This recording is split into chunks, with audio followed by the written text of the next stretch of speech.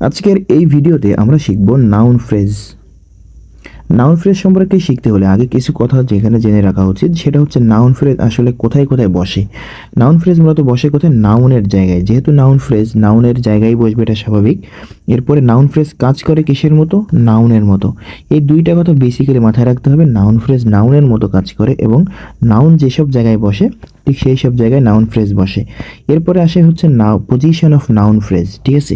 এরপরে আসে position of noun phrase. দেখো, পজিশন অফ নাউন ফ্রেজের ভিতরে নাউন ফ্রেজ মূলত ভার্বের সাবজেক্ট হিসেবে বসতে পারে, ভার্বের অবজেক্ট হিসেবে বসতে পারে এবং ভার্বের কমপ্লিমেন্ট হিসেবে বসতে পারে। এখন এই অবজেক্ট এবং কমপ্লিমেন্ট এই দুইটা কিন্তু সম্পূর্ণ আলাদা একটা জিনিস। আমরা অনেক সময় অবজেক্ট এবং কমপ্লিমেন্ট এটা আলাদা করতে পারি না, কিন্তু দুইটা কিন্তু সম্পূর্ণ আলাদা একটা জিনিস।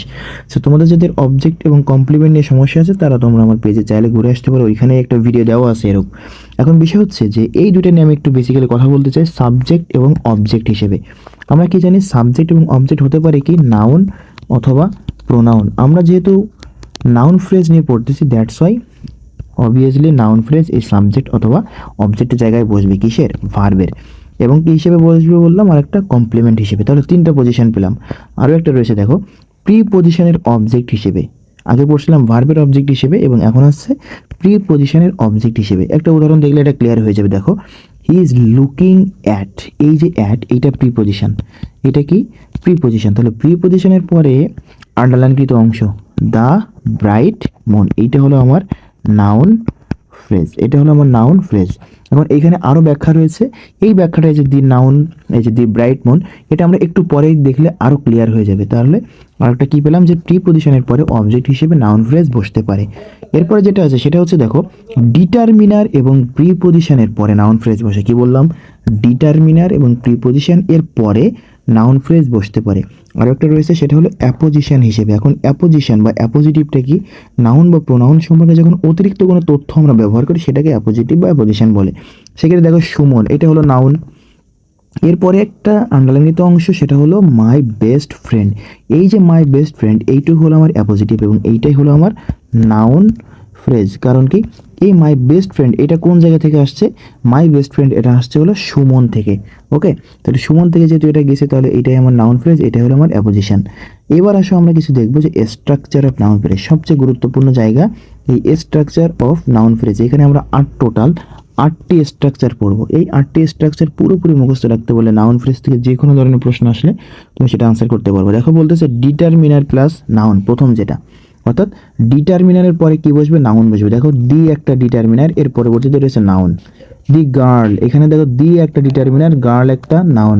দি পেন, প্রথমে ডিটারমিনার তারপরে নাউন, অর্থাৎ ডিটারমিনার প্লাস নাউন হলে সেটা আমার কি? Noun phrase. আরও একটা আছে দি অ্যাডজেক্টিভ প্লাস নাউন, অর্থাৎ অ্যাডজেক্টিভের পরে কি বসে? নাউন বসে। এই যে অ্যাডজেক্টিভ, এরপরে আমার নাউন। তাহলে এই যে স্ট্রাকচার, এটাও আমার কি? Noun phrase. এই স্ট্রাকচারটাও কি আমার? Noun phrase. As same as beautiful girl, adjective, noun. 3 নম্বর যেটা, সেটা হচ্ছে, দেখো, ডিটারমিনার, অ্যাডজেক্টিভ এবং নাউন। এটা তোমরা সকলে জানো এই রুলটা, এবং এই স্ট্রাকচার ফলো করলে সেটা কি হয়ে যাবে? Noun phrase. দেখো, ডিটারমিনার, অ্যাডজেক্টিভ এ গুড এবং বয়টা হলো noun. Determiner plus adjective plus noun, এটা হলো আমার নাউন ফ্রেজ। আশা করি বুঝতে পারছো। Same as a charming girl. এর পরবর্তীতে যেটা determiner, adverb, adjective plus noun, প্রত্যেকটা সেম। দেখো, এ ভেরি বিউটিফুল হাউস, এইটা পুরোটাই এই যে determiner, adverb, adjective plus noun. তাহলে প্রথমটা ডিটারমিনার, ভেরিটা আমার অ্যাডভার্ব, বিউটিফুলটা অ্যাডজেক্টিভ এবং হাউসটা নাউন। টোটালটা কি হয়ে গেল? Noun phrase. আর ওটা আছে determiner, adjective, adverb plus noun. আমরা আগে দেখলাম আগে অ্যাডভার্ব পরে অ্যাডজেক্টিভ, বাট আগে অ্যাডজেক্টিভ পরে অ্যাডভার্ব এটাও যদি হয় তাও সেটা কি হয়ে যাবে? নাউন ফ্রেজ হবে। এখন এই যে a nice enough ready, enough নিয়ে বিস্তর একটা কনসেপ্ট আছে। বিস্তর কখনো এই যে তোমার এনাফ কখনো কখনো অ্যাডজেক্টিভ হতে পারে, অ্যাডভার্ব হতে পারে। সো তোমরা যদি এই সমস্যা ভুগে থাকো তাহলে তোমরা কমেন্ট করো, অবশ্যই এই ভিডিওটি তোমরা দেখতে পাবে। এরপরে রয়েছে দি অ্যাডজেক্টিভ, দি প্লাস অ্যাডজেক্টিভ, অর্থাৎ দি এর পরে বেসিক্যালি একদম স্পেসিফিক, দি এর পরে যদি অ্যাডজেক্টিভ বসে তবেও সেটা কি হয়ে যায়? Noun phrase. এখন এখানে একটুখানি মাথায় রাখা উচিত যে দি প্লাস অ্যাডজেক্টিভ এটা কিন্তু প্লুরাল কমন নাউনের মতো আচরণ করে। ঠিক এই জিনিসটা রাইট ফর্ম অফ ভার্বেও আসে। রাইট ফর্ম অফ ভার্বেও the plus adjective plural common noun থেকে প্রশ্ন আসে। তাহলে আমরা দেখো একটা নাউন ফ্রেজ শিখতে যে রাইট ফর্ম অফ ভার্বও লাগতেছে, যে যদি এই রিলেটেড কোনো টপিক তুমি দেখো তাহলে প্লুরাল কমন নাউন হলে তারপরে ভার্বও কি হয়, প্লুরাল হয়।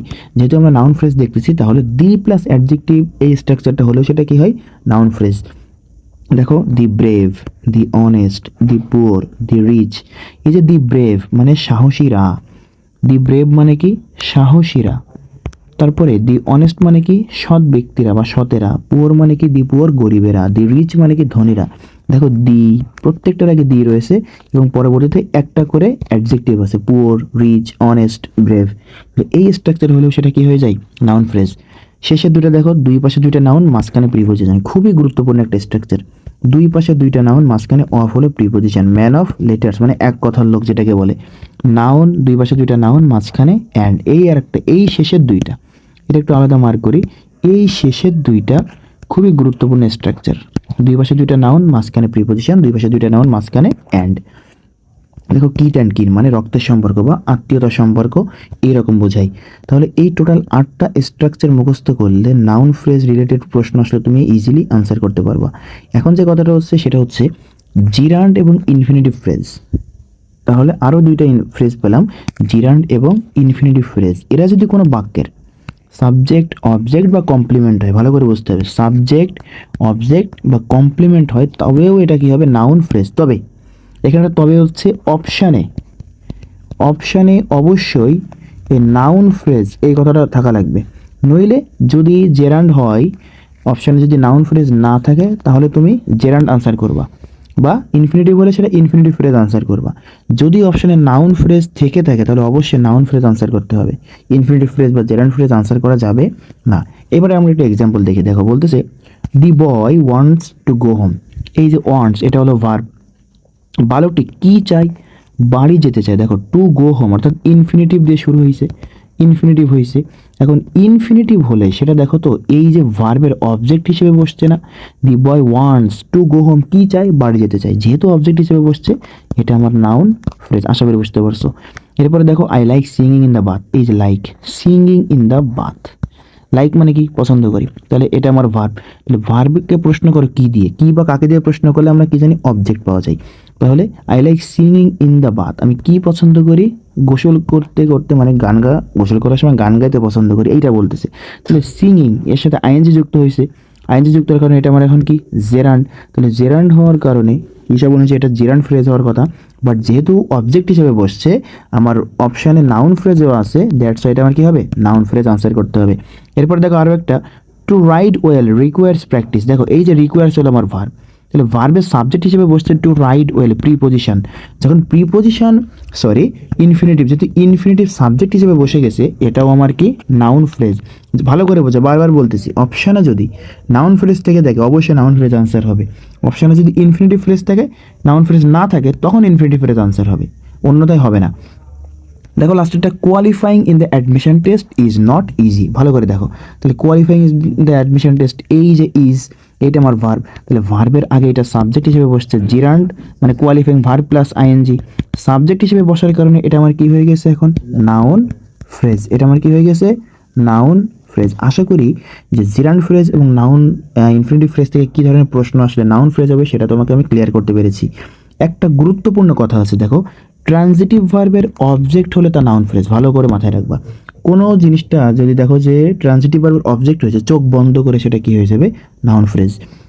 খুবই গুরুত্বপূর্ণ একটা তথ্য এখানে আছে, সেটা হলো খেয়াল করে দেখো, এই যে নাউন ফ্রেজ আমরা এটাকে ইট দ্বারা রিপ্লেস করতে পারি। অত্যন্ত গুরুত্বপূর্ণ একটা কথা, নাউন ফ্রেজকে আমরা ইট দ্বারা রিপ্লেস করতে পারি, কিন্তু সবসময় তুমি এটা পারবো না, কিন্তু ম্যাক্সিমাম ক্ষেত্রে তুমি ইট দ্বারা রিপ্লেস করতে পারবে। দেখো আমরা একটু এই আগে যেগুলো করে আসছি না সবগুলো একটু ইট দ্বারা রিপ্লেস করে দেখি। The boy wants to go home আছে, আমি এখানে ইট দেবো মনে করো, দেখো হয়ে গেছে, বাক্য মিলে গেছে, it. I like singing in the bath, আমি এখানে পুরোটাই ইট দেবো, দেখো মিলে গেছে। To ride well requires practice, তাহলে ইট রিকোয়ার্স প্র্যাকটিস, দেখো এটাও মিলে গেছে। Qualifying in the admission test is not easy, আমি এখানে ইট দিলে দেখো মিলে যাবে।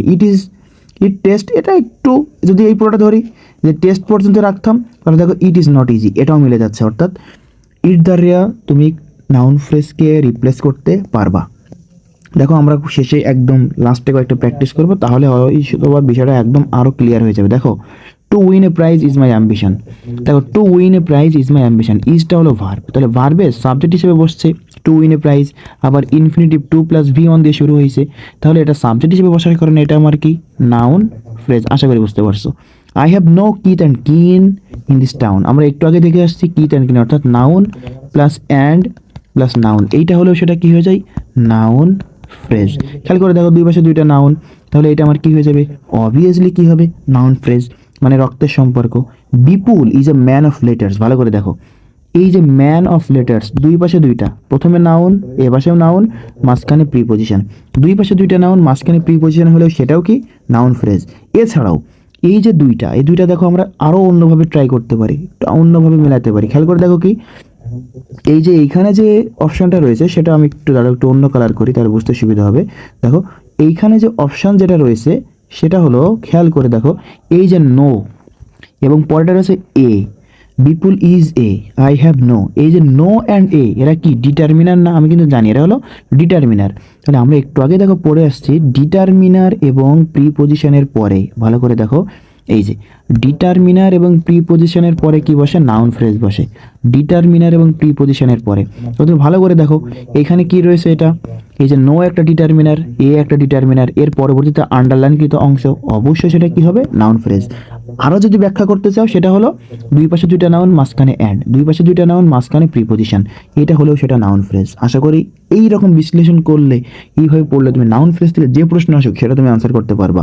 দেখো আই এনজয় প্লেয়িং ক্রিকেট, এনজয়টা ভার্ব, ভার্বের পরে প্লেয়িং ক্রিকেট এটা হলো জিরান্ড, জিরান্ড দিয়ে শুরু হয়েছে মানে ভার্ব প্লাস আইএনজি, যেহেতু বাক্যে কি আছে নাউন ফ্রেজ আসে, তাহলে অবশ্যই বা অপশনে নাউন ফ্রেজ আছে, এটা আমার কি noun phrase, noun phrase. I enjoy, আমি কি পছন্দ করি? ক্রিকেট খেলতে পছন্দ করি। দেখো এটা আমার অবজেক্ট হিসেবে বসছে, আমরা একটু আগে পড়ছি জেরান্ড বা ইনফিনিটিভ অবজেক্ট হিসেবে বসলে, সাবজেক্ট হিসেবে বসলে সেটা কি হয়ে যায় নাউন ফ্রেজ। দেখো দি হায়ার্ড এ বিউটিফুল হাউস, এই যে ভার্বটাকে তুমি প্রশ্ন করো, হায়ার্ড ভার্বকে প্রশ্ন করো, তারা কি করেছিল, কি ভাড়া করেছিল? একটি বিশাল সুন্দর বাড়ি, এটাও আমার নাউন ফ্রেজ, অবজেক্ট হিসেবে বসছে। একটু আগে পড়ছি ট্রানজিটিভ ভার্বের অবজেক্ট হলে সেটা noun phrase. Ashraful was the man of the match, এই যে ওয়াজ হলো ভার্ব, আশরাফুল কি ছিল the man of the match, দেখো এটাও অবজেক্ট, অবজেক্ট হইলেই সেটা নাউন ফ্রেজ। খুবই সুন্দরভাবে এটা তুমি করতে পারবা। এবার দেখো আমি এটা ইট দ্য রিপ্লেস করবো, প্রত্যেকটা হবে কিনা জানি না। দেখো to win is my ambition, আমি যদি এখানে ইট দিতাম দেখো মিলে গেছে, it is my ambition. I have no kith and kin in this town, এটা মিলবে না, কিন্তু এটা তোমাকে অবশ্যই সে রুল দিয়ে প্রয়োগ করতে হবে। আমি একটু আগে বলছিলাম ইট দ্বারা ম্যাক্সিমাম মিলে যাবে, দু একটা মিলবে না। Bipul is a man of letters, দেখো Bipul is a man of letters. I enjoy it, দেখো প্লেয়িং ইন ক্রিকেটের জায়গায় ইট দিলে মিলে যাচ্ছে, আই এনজয় ইট অবশ্যই মিলে যাচ্ছে। দে হায়ার্ড ইট, আশরাফুল ওয়াজ ইট, সব কিছু ইট এখানে মিলবে না, কিন্তু they hired it, I enjoy it. তারপরে টু উইন এ প্রাইজের জায়গায় যদি আমি ইট দেওয়া তাহলে দেখো ইট ইজ মাই অ্যাম্বিশন।